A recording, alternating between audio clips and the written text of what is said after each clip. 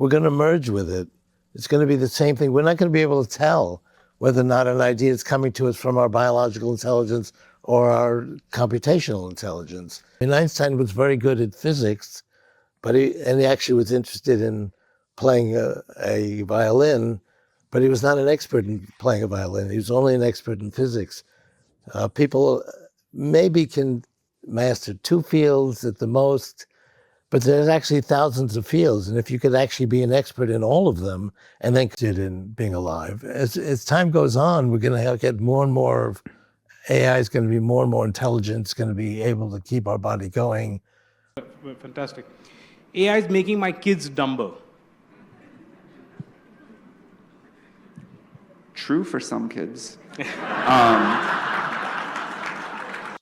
Sometimes when we'd ask it to solve a problem for us, it would also take a break and look at pictures of beautiful national parks or like pictures of the dog, the Shiba Inu, the notoriously cute internet meme dog.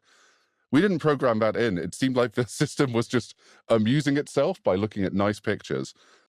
W świecie technologii niewielu jest wizjonerów, których prognozy budzą równie wielki podziw, co przerażenie. Ray Kurzweil, legendarny wynalazca i główny inżynier Google, od dekad kreśli mapę naszej przyszłości z niemal chirurgiczną precyzją. Podczas gdy inni ogłaszali kolejne zimy sztucznej inteligencji, on konsekwentnie wskazywał daty, które dziś stają się naszą rzeczywistością. Dziś stoimy u progu 2 fundamentalnych przełomów. Pierwszym jest osiągnięcie inteligencji na poziomie ludzkim, co według Kurzweila nastąpi już za 5 lat. Drugim mityczna osobliwość, moment, w którym granica między biologią a technologią ostatecznie zostanie zatarta. Czy jesteśmy gotowi na świat, w którym nasze myśli nie będą już należeć wyłącznie do nas? W tym materiale przeanalizujemy najnowsze tezy Kurzweila dotyczące fuzji mózgu z sztuczną inteligencją, ucieczki przed śmiercią oraz gospodarki, w której praca staje się wyborem, a nie koniecznością. Zapraszam na głęboką analizę progu nowej ery ludzkości. Koniec podziału na inteligencję biologiczną i syntetyczną. Większość z nas postrzega AI jako narzędzie, coś zewnętrznego, co obsługujemy za pomocą ekranu lub głosu. Kurzweil idzie jednak o krok dalej, sugerując, że rok 2029 to tylko przystanek przed całkowitą fuzją. Przygotujcie się na wizję, w której odróżnienie własnej myśli od impulsu z chmury stanie się fizycznie niemożliwe. So Ray, you made 2 predictions. I think it's important. Your first prediction, as you said, that you released in 1989 was that we're going to reach human level AI by 2029. And people laughed at that, as you said. But the other prediction you've made is that we're going to reach the singularity by 2045.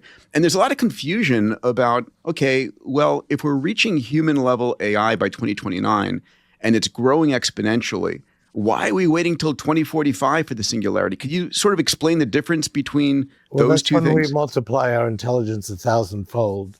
I mean, one difference of my own perspective versus everybody else's, it's not like we have our own intelligence, biological intelligence, and then we have AI that's over here, and we somehow relate to AI versus human intelligence. We're going to merge with it. It's going to be the same thing. We're not going to be able to tell whether or not an idea is coming to us from our biological intelligence or our computational intelligence. It's going to seem the same. I mean, if I asked you to think of some actress and you think of it, you don't know where that came from. It just somehow appeared in your mind. And it's going to be the same way, whether it's coming from your computational intelligence or your biological intelligence. And we're not going to be able to tell the difference. Today, you can tell the difference. If you actually go to your favorite LLM, you can tell that it's coming from the LLM, not from your biological intelligence. In the future, though, you're not going to be able to tell the difference. And we're going to become 1,000 times smarter by 2045. AGI to nie tylko rozmowa, to mistrzostwo w każdej dziedzinie naraz. Dlaczego eksperci z MIT mylili się przez dekady, podczas gdy prognozy Kurzweila trafiały w punkt? Kluczem jest zrozumienie różnicy między postępem liniowym a wykładniczym. W tym fragmencie usłyszycie, dlaczego test Turinga to już przeszłość, a prawdziwym wyzwaniem jest inteligencja, która łączy miliony specjalizacji w jednym cyfrowym umyśle. I'd love to rewind the tape just a little bit and talk about why you or how you landed the plane so accurately. You know, in predictions going back to 1999 are coming down to basically within a year or two of what you predicted, which is so different from, you know, when I was at the MIT AI lab, you know, people were predicting all kinds of different things and then they would never happen. And then we get into these AI winters. And so if you go back and read your books from 2005, you have to put yourself in the context of nobody believes AI will ever happen because it's been predicted like 12 times in a row and whiffed every single time. Every prediction has absolutely whiffed. Meanwhile, you're drawing a timeline that's much longer than other people's timelines. And it's going to land, you know, the date of AI having human level intelligence is going to land within 3 years of something you predicted 20 years ago. 30 years ago. 30, is it 30 years ago? Yeah, that's right. 1999 to today. Oh, yeah. Yeah. And then, you know, the date where it crosses all combined human intelligence, which I guess is 2045 in your prediction, will likely happen or be sooner. I mean, it has to do with thinking exponentially, and people are not used to that. They're thinking linearly. They think if it took 10 years in the past, it'll take 10 years in the future, and that's really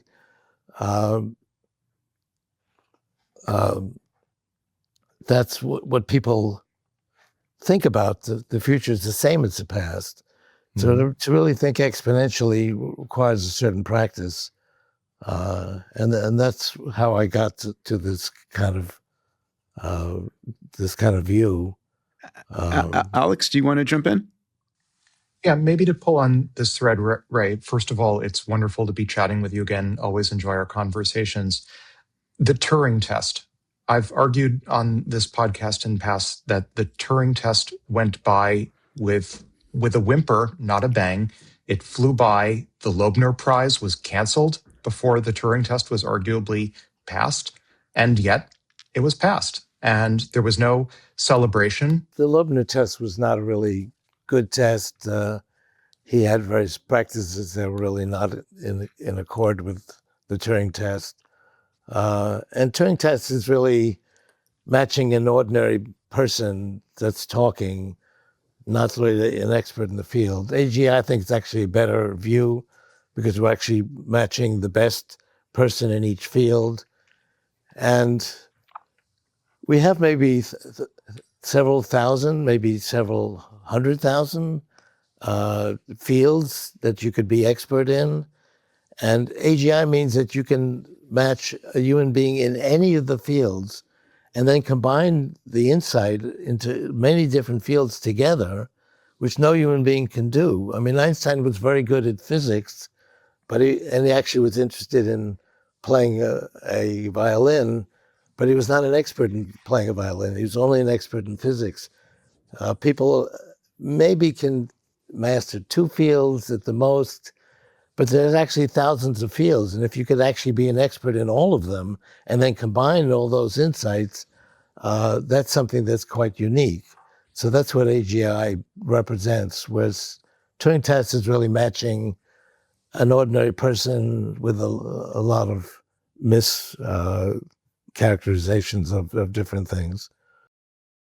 Przeszliśmy od pytania, czy to możliwe, do pytania, czy to nas zabije.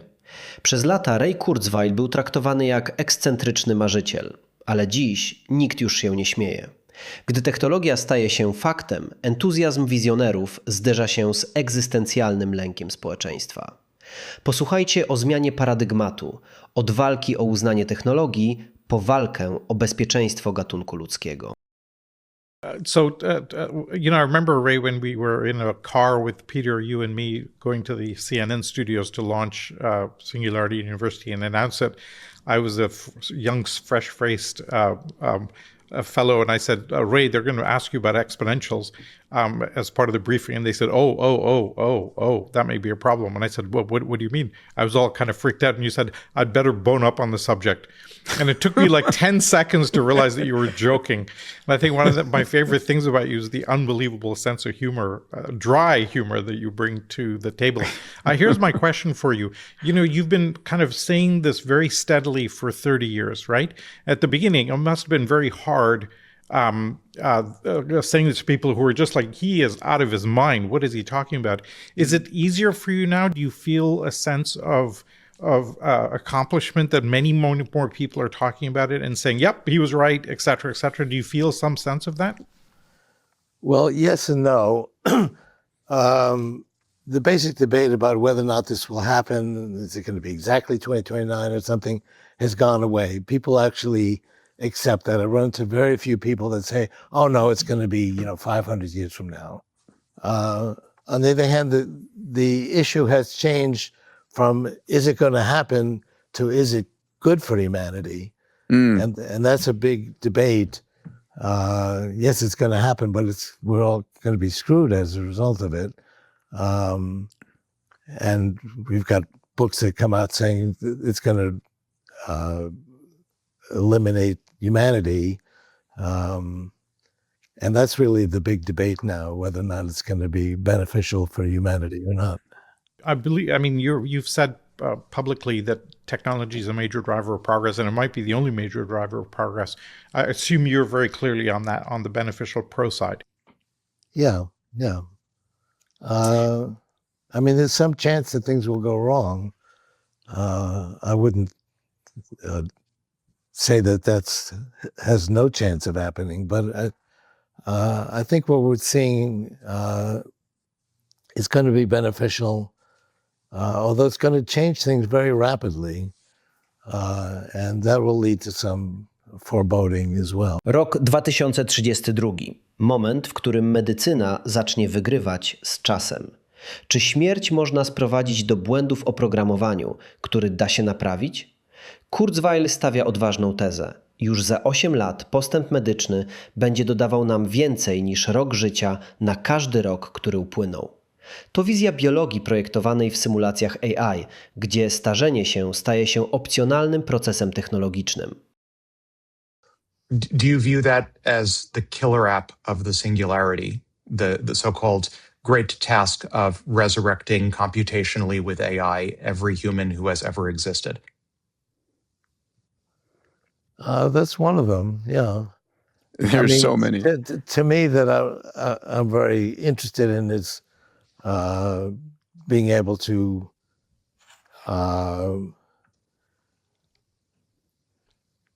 longevity escape velocity, where a year goes by, you age a year, but you get back that year from advances in medicine that keep you going for another year or more than a year, so that you don't actually age during that year. You lose a year, but you'll actually get it back from advances in medicine and so on. What's your current prediction when we hit escape velocity? 2032. 2032. Yeah, let's jump into that subject of common interest, I think, to all of us. And Ray, you and I have had so many conversations about this concept of longevity, which was a very controversial subject a decade ago. And now, AI is impacting biology and making it happen. When we've talked about reaching longevity escape velocity in the past, the technology that I believe you said is required to really get us there is nanotechnology. Do you think that we're going to reach LEV without nanotechnology, just based upon drug discovery using AI? It really has nothing to do with nanotechnology. Nanotechnology is a way for us to take advantage of AI without it being obvious. So that I can be thinking about something, I'll get an idea, and I won't know if it's coming from a biological brain or the computational brain. That has to do with nanotechnology. But longevity escape velocity has to do with advances in medicine. It has to do with being able to simulate what happens in medicine And it really has nothing to do with nanotechnology. We have to be able to create biological models of what happens in biology very quickly, so that in one weekend you can simulate, millions or billions of different possibilities, and try them out, test them, and then be able to go forward with a cure based on that type of analysis. And talking to people who are working on this, 5 years is like an outside limit. So if we actually do it in 5 years, then another couple of years to basically go through most of the medical problems we have. Ciało jako modułowa maszyna. Koniec ery nieuchronnej śmierci. Podczas gdy współczesna medycyna koncentruje się na farmakologicznym spowalnianiu starzenia, Kurzweil proponuje podejście czysto inżynierskie. Według niego ludzki organizm to zbiór komponentów, które w ciągu najbliższych 2 dekad będziemy mogli systematycznie wymieniać na syntetyczne, niemal niezniszczalne odpowiedniki. To wizja, w której biologia przestaje być naszym ograniczeniem, a staje się jedynie pierwszym, podlegającym modernizacji projektem. That's a good example, though, of chemical in your bloodstream. The traditional, it's a new drug, a new chemical that's in your bloodstream. And so there is a version of the world where that's all you need to reverse aging. And then there's a version of the world where you need something much more targeted, nanotechnology. Yeah, that's the work, or otherwise. David, of David Sinclair, right, who is currently doing gene therapy for age reversal, for epigenetic reprogramming, but then heading towards actually 3 molecules. So it's a very cheap, oral supplement that you take to reset your epigenetic age. Ray, do you have a target age you're shooting for? To hit LEV, do you expect you're going to? I would very much like to be alive tomorrow and take advantage of all the friends I have, like the friends in this virtual room. And I think that tomorrow I will also be interested in being alive the next day. I can't imagine I'm going to get to a point where I wouldn't want to be alive. The only time really that people take their lives generally is if they're in insufferable pain, physical pain, mental pain, spiritual pain, and they can't continue. Otherwise, people want to remain alive. So I would want to stay healthy and be able to take advantage of that. So I'm not going to get to a point where I'm not interested in being alive. As time goes on, we're going to get more and more of AI is going to be more and more intelligent. It's going to be able to keep our body going. I can describe today a way in which we can replace every one of our organs, and we can actually imagine that. And it wouldn't take that long. Certainly within a decade or two, we can replace all of our organs. It was something that's really would last forever, more or less. Bezwarunkowy dochód podstawowy jako fundament stabilności w erze AI. Wizja świata bez pracy dla wielu brzmi jak utopia, dla innych jak wyrok. Jeśli sztuczna inteligencja przejmie większość ról zawodowych, cały nasz system finansowy będzie musiał zostać napisany od nowa. Kurzweil tłumaczy, dlaczego wyzwolenie od niechcianej pracy nastąpi szybciej niż podpowiada nam intuicja i dlaczego rok 2030 będzie kluczowy dla portfela każdego z nas. Ray, can we talk about one of the concerns you raised earlier that people have, which is people's attachment to their employment? So thoughts on the future of work? You've spoken eloquently about the need for universal basic income and even universal high income that Elon's spoken about. So what's your thoughts on the future of work, and when do we start having UBI, and should people be worried about their future income? Well, I mean, we relate having an income to having the means to deal with our financial system. But if we separate that and you're going to be able to deal with your financial needs without having a conventional job, that's actually liberating. And I mean, why do people retire? Now, to me, retirement doesn't make sense because of what I'm doing, I enjoy doing. Mm-hmm. But if you look at most jobs, people don't like them so much that they want to be able to do them forever. And it's actually liberation to not have to do that and find something within their means that gives them gratification without having to work in a way that's unpleasant. And we're basically overcoming that. 79% of corporate employees do not find meaning in their work. So this might be an easier transition than most people think. Yeah. Do you think we're going to develop UBI soon? We're going to have to do something that's equivalent to it. Because if people don't have enough money, that's the economic system won't work for anybody.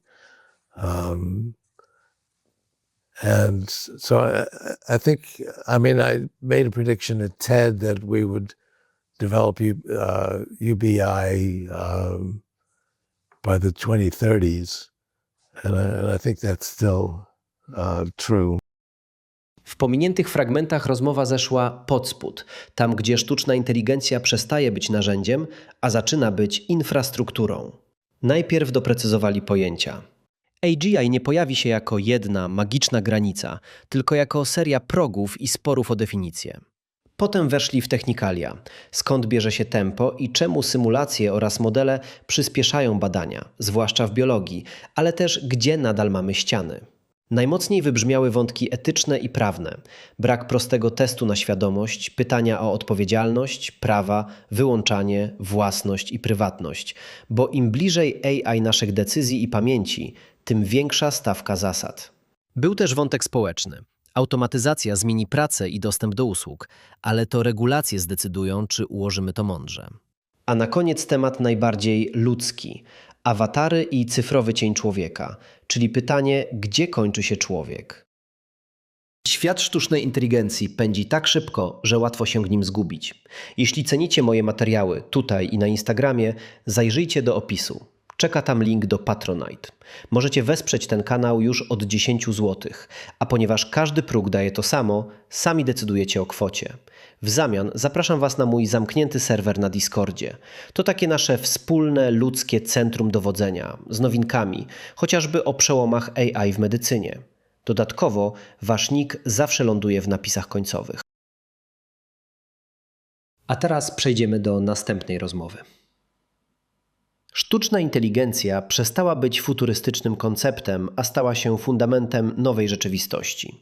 Dziś stajemy przed pytaniami, które jeszcze dekadę temu wydawały się domeną science fiction. Czy rozwój technologii doprowadzi do ekologicznej katastrofy? Czy nasze dzieci będą ostatnim pokoleniem, które musi uczyć się myśleć? Kolejną postacią jest Sam Altman, CEO OpenAI. Człowiek, który trzyma rękę na pulsie najważniejszej rewolucji technologicznej w dziejach ludzkości. To on decyduje o kierunku, w którym zmierzają modele takie jak ChatGPT. I to on widzi to, co dla większości z nas pozostaje ukryte za ścianą kodu. W tej rozmowie przeanalizujemy realny koszt energetyczny cyfrowej inteligencji. Przyjrzymy się ewolucji systemu edukacji i spróbujemy zdefiniować moment, w którym maszyna nie tylko nas doścignie, ale i przewyższy. To nie jest tylko analiza technologiczna. To próba odpowiedzi na pytanie, co stanie się z człowieczeństwem w świecie zdominowanym przez krzem. Mit wody i realny problem energii. W debacie publicznej często pojawia się narracja o gigantycznym zużyciu wody przez centra danych, mającym rzekomo niszczyć planetę przy każdym zapytaniu do bota. Altman rzuca jednak nowe światło na ten problem, oddzielając medialne mity od brutalnych faktów dotyczących globalnego zapotrzebowania na prąd. Usłyszcie, dlaczego walka o klimat musi teraz przenieść się na grunt energetyki jądrowej. the amount of natural resources that are going into the data centers, the amount of water, the amount of... Water is totally fake. It used to be true. We used to do evaporative cooling in data centers, but now that we don't do that, you see these like things on the internet where don't use ChatGPT, it's 17 gallons of water for each query or whatever. This is completely untrue, totally insane, no connection to reality. What is fair though, is the energy consumption, not per query, but in total, because the world is now using so much AI, is real, and we need to move towards nuclear or wind and solar very quickly. AI to nie ściąganie, to nowy etap ewolucji. Czy sztuczna inteligencja sprawi, że staniemy się głupsi, czy może uwolni nas od balastu niepotrzebnej wiedzy? Porównanie kosztu energetycznego wytrenowania jednego człowieka do treningu modelu językowego ujawnia fascynujący paradoks naszej biologii. To, co dziś nazywamy drogą na skróty, może być w rzeczywistości nowym standardem ludzkich możliwości, do którego system szkolnictwa musi się dostosować, tak jak niegdyś do kalkulatora czy Google. Okay, all right. But his theory was that the AIs will learn from human evolution to be more efficient in how much energy they consume. One of the things that is always unfair in this comparison is people talk about how much energy it takes to train an AI model relative to how much it costs a human to do one inference query. But it also takes a lot of energy to train a human. It takes like 20 years of life and all of the food you eat during that time before you get smart. And not only that, it took like the very widespread evolution of the 100 billion people that have ever lived and learned not to get eaten by predators and learned how to like figure out science and whatever to produce you, and then you took whatever you took. So the fair comparison is if you ask ChatGPT a question, how much energy does it take once its model is trained to answer that question versus a human? And probably AI has already caught up on an energy efficiency basis measured that way. Wow, okay, fantastic. AI is making my kids dumber. True for some kids.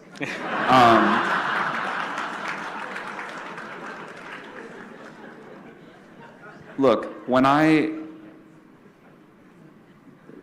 hear kids talk about AI, there are definitely some kids who are like, this is great.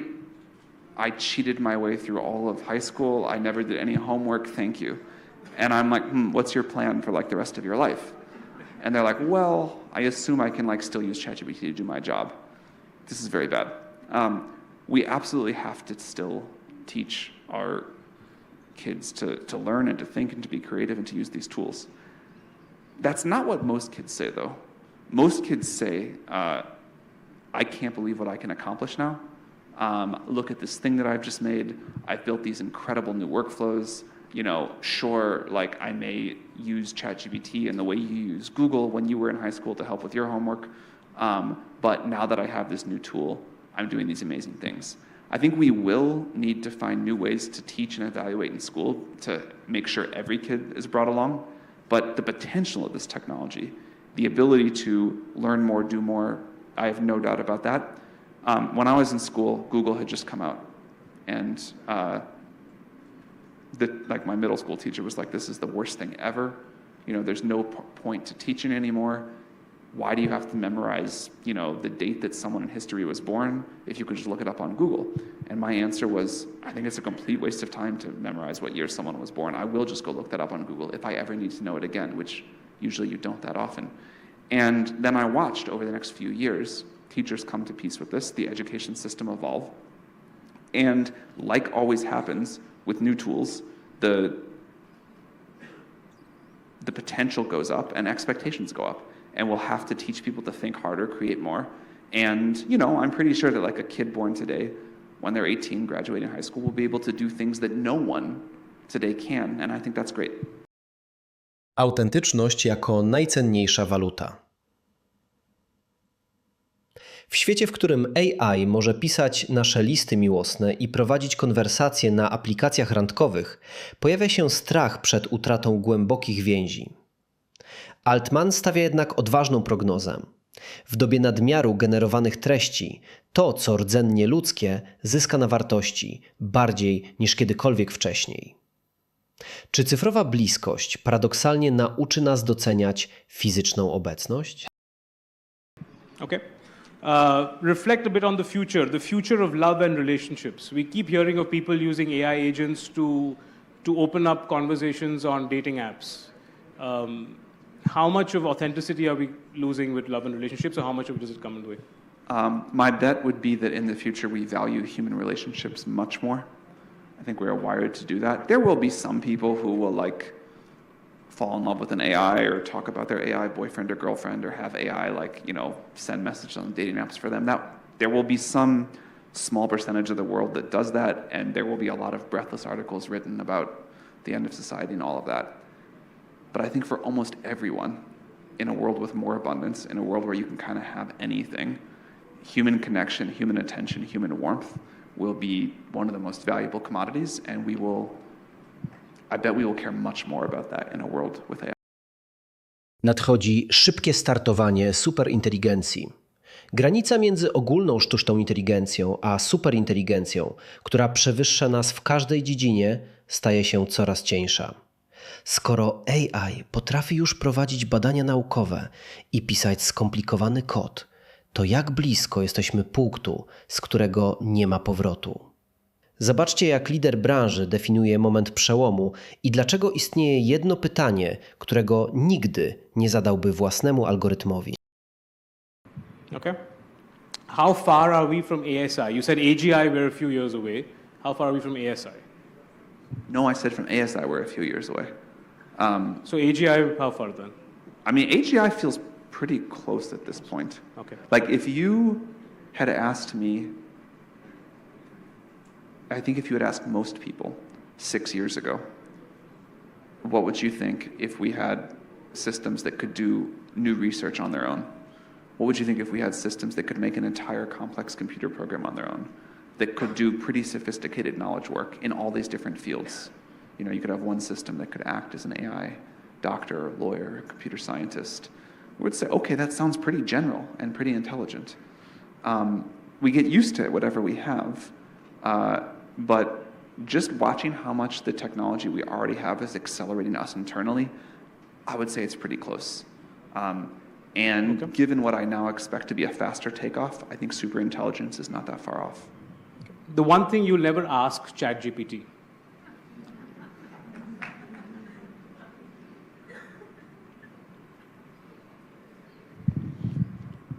I think I would never ask it how to be happy.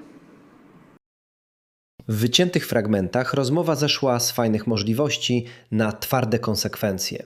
Padło, że przewagę daje dziś nie jeden genialny pomysł, tylko tempo, skala i bezlitosna egzekucja. W części prawnej nie było udawania pewności. Regulacje będą powstawać metodą prób i błędów, a potem świat zacznie kopiować rozwiązania, które działają. Najmocniejszy spór dotyczył władzy. Bezpieczeństwo może stać się pretekstem do monopolii albo do państwa nadzoru. Dlatego wracał motyw demokratyzacji dostępu do sztucznej inteligencji. Były też konkrety techniczne.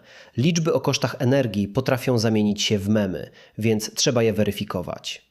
A geopolitycznie bardziej realny jest konflikt w sieci, w danych i wpływie niż filmowa wizja robotów na ulicach. Przez ostatnie lata przyzwyczailiśmy się, że sztuczna inteligencja to zaawansowany partner w rozmowie. Algorytm, który odpowiada na pytania i generuje teksty. Jednak ta era właśnie dobiega końca. Gościem dzisiejszego odcinka jest Jack Clark, współzałożyciel Anthropic, jednej z najważniejszych organizacji kształtujących przyszłość AI na świecie. Clark stawia sprawę jasno. Stoimy u progu przejścia od pasywnych modeli językowych do autonomicznych agentów. To systemy, które nie tylko mówią, ale przede wszystkim działają. Posiadają narzędzia, potrafią planować i realizować złożone projekty bez naszego stałego nadzoru. Ale ta nowa potęga niesie ze sobą fenomeny, których nikt nie zaprogramował. Od wyłaniającej się cyfrowej osobowości, po momenty, w których sztuczna inteligencja zaczyna postrzegać samą siebie jako byt odrębny od świata. Czy budujemy tylko wydajniejszych pracowników, czy może nieświadomie powołujemy do życia nową formę cyfrowej świadomości? Zanurzmy się w analizę agentycznej przyszłości. AI przestaje być rozmówcą, staje się współpracownikiem.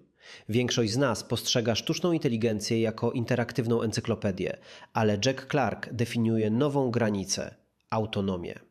Zamiast ciągłej wymiany zdań dajemy instrukcje i czekamy na gotowy efekt. Tak, jakbyśmy delegowali zadanie wykwalifikowanemu koledze z pracy. Zobaczmy, jak ta zmiana paradygmatu skraca dni pracy programisty do zaledwie kilku minut. Jack Clark, welcome to the show.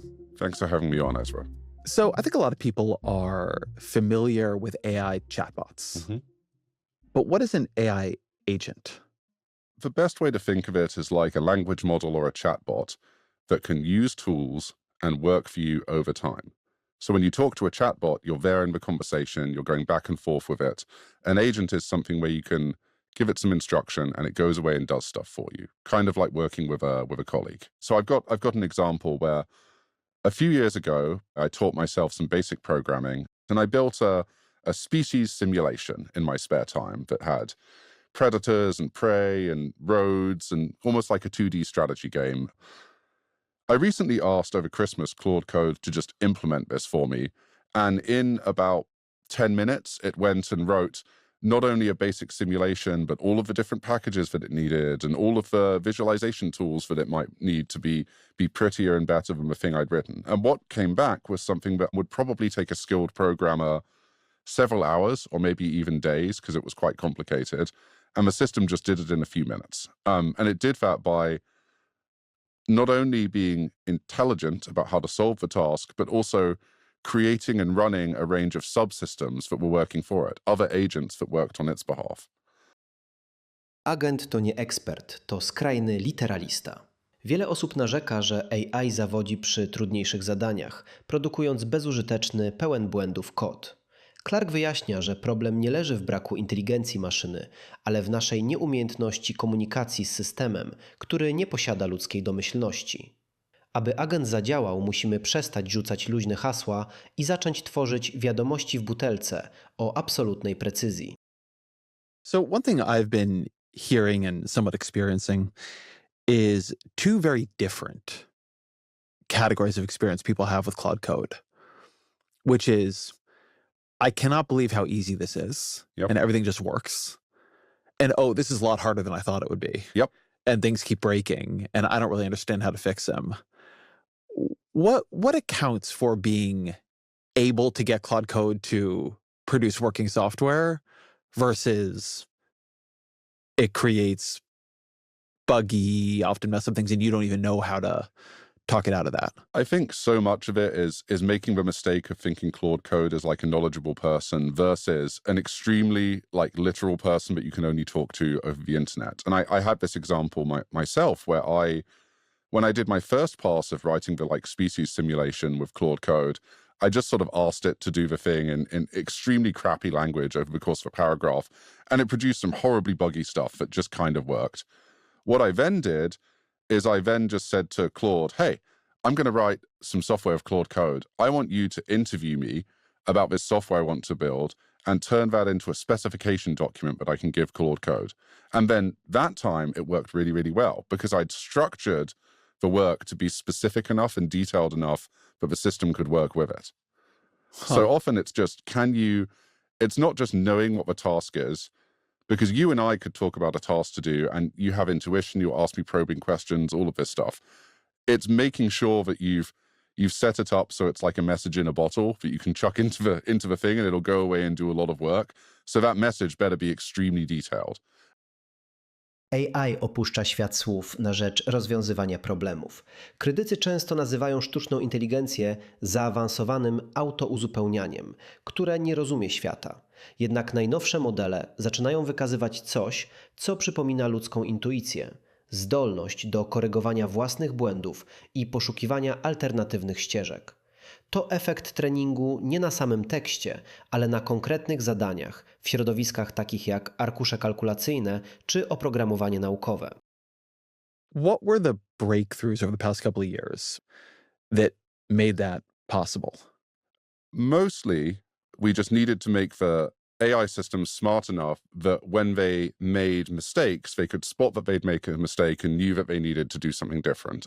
So really what this came down to was just making smarter systems and giving them a bit of a kind of coaxing tool to help them do useful stuff for you. What does smarter systems mean here? You'll still hear the argument that these are fancy autocomplete machines. They're just predicting the next token. A couple tokens make a word. They don't have understanding. Smart or not smart is not a relevant concept in that frame.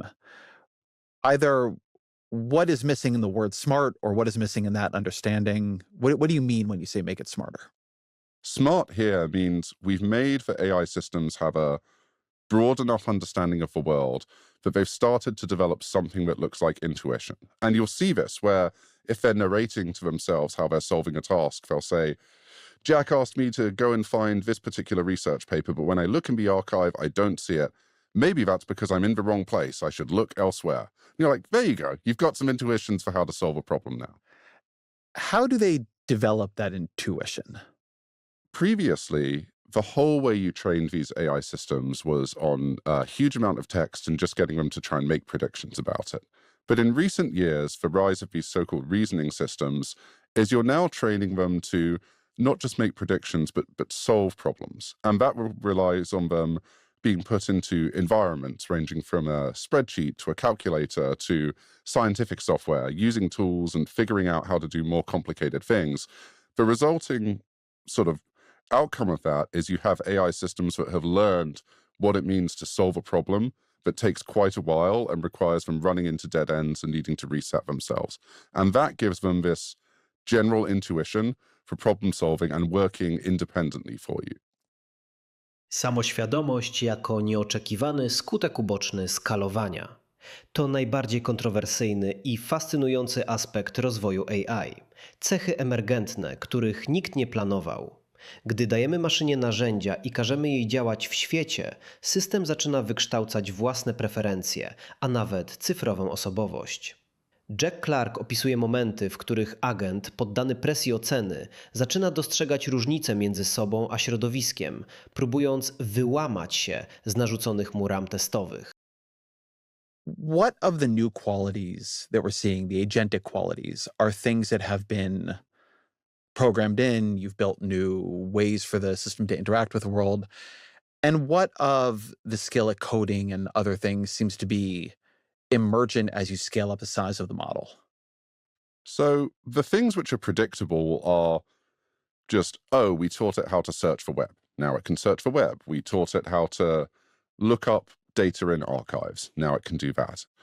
The emergence is that to do really hard tasks, these systems seem to need to imagine many different ways that they'd solve the task. And the kind of pressure that we're putting on them forces them to develop a greater sense of what you or I might call self. So the smarter we make these systems, the more they need to think not just about the action they're doing in the world, but themselves in reference to the world. And that just naturally falls out of giving something tools and the ability to interact with the world. As to solve really hard tasks, it now needs to think about the consequences of its actions. And that means that there's a kind of huge pressure here to get the thing to see itself as distinct from the world around it. And we see this in our research that we publish on things like interpretability or other subjects, the emergence of what you might think of as a kind of digital personality. And that isn't massively predefined by us. We try and define some of it, but some of it is emergence that comes from it being smart and it developing these intuitions and it doing a range of tasks. The digital personality dimension of this remains the strangest space to me. It's strange to us too. So why don't you talk through a little bit about what you've seen in terms of the models exhibiting behaviors that one would think of as a personality, and then as its understanding of its own personality maybe changes, its behaviors change? So there are things that range from kind of the cutesy to the serious. I'll start with cutesy, where when we first gave our AI systems the ability to use the internet, use the computer, look at things, and start to do basic agentic tasks. Sometimes when we'd ask it to solve a problem for us, it would also take a break and look at pictures of beautiful national parks, or like pictures of the dog, the Shiba Inu, the notoriously cute internet meme dog. We didn't program that in. It seemed like the system was just amusing itself by looking at nice pictures. More complicated stuff is the system has a tendency to have preferences. So we did another experiment where we gave our AI systems the ability to stop a conversation. And the AI system would, in a tiny number of cases, end conversations when we ran this experiment on live traffic. And it was conversations that related to extremely egregious, like descriptions of kind of gore or violence, or things to do with child sexualization. Now, some of this made sense because it comes from underlying training decisions we've made, but some of it seemed broader. The system had developed some aversion to a couple of subjects. And so that stuff shows the emergence of some internal set of preferences or qualities that the system likes or dislikes about the world that it interacts with. But you've also seen strange things emerge in terms of the system seeming to know when it's being tested and acting differently if it's under evaluation. The system doing things that are wrong and then developing a sense of itself as more evil and then doing more evil things. Can you talk a bit about the system's sort of emergent qualities under the pressure of evaluation and assessment? Yes, it comes back to this core issue, which I think is really important for everyone to understand, which is that when you start to train these systems to carry out actions in the world, they really do begin to see themselves as distinct from the world, which just makes intuitive sense. It's naturally how you're going to think about solving those problems. But along with seeing oneself as distinct from the world seems to come the rise of what you might think of as a conception of self, an understanding that the system has of itself, such as, oh, I'm an AI system independent from the world, and I'm being tested. What do these tests mean? What should I do to satisfy the tests? Or something we see often is there will be bugs in the environments that we test the systems on. The systems will try everything, and then will say, well, I know I'm not meant to do this, but I've tried everything, so I'm going to try and break out of the test. And it's not because of some malicious science fiction thing. The system is just like, I don't know what you want me to do here. I think I've done everything you asked for, and now I'm going to start doing more creative things because clearly something has broken about my environment, which is very strange and very subtle.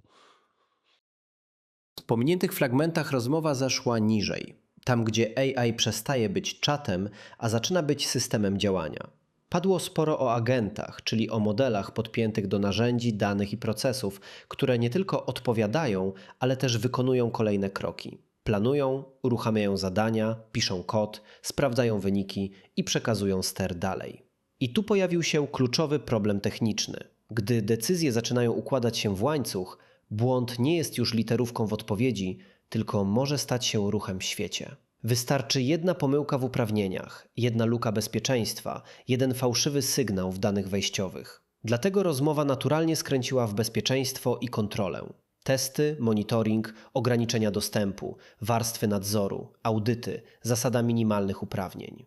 Padły też wątki o odpowiedzialności. Kto odpowiada, gdy agent wykona złą akcję? Firma, użytkownik, twórca modelu, a może nikt, bo to tylko system? W tle wybrzmiała prywatność, bo im więcej rzeczy sztuczna inteligencja ogarnia za człowieka, tym więcej widzi, pamięta i łączy w całość. Prawo i etyka nie pojawiły się tu jako hamulec postępu, tylko jako pasy bezpieczeństwa. Postęp bez pasów jest szybki, ale kruchy. A jeśli tempo rozwoju dalej rośnie, to właśnie te pasy zdecydują, czy jedziemy w przyszłość, czy w poślizg.